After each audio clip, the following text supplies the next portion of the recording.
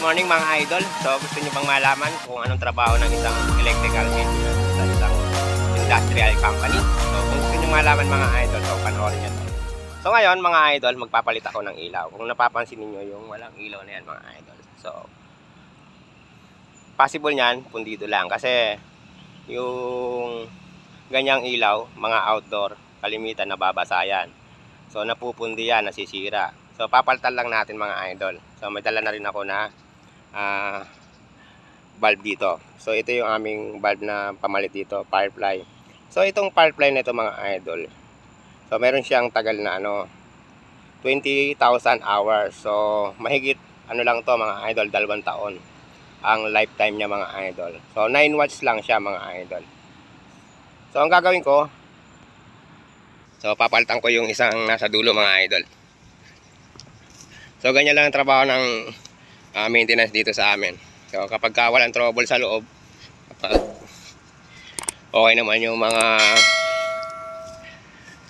compressor system namin at saka yung HVAC system.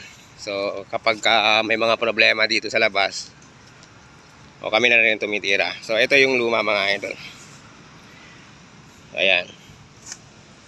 So, ito madali lang tanggalin to mga idol kasi hindi naman naka-screw to. Ito, may screw yan dito mga idol.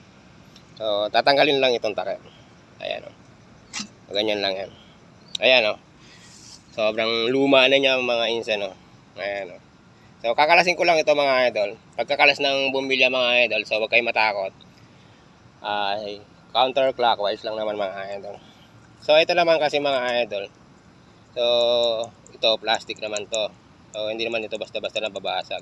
Hindi ito katulad ng mga fluorescent bulb na kapag sobrang init, nababasag. So, delikado.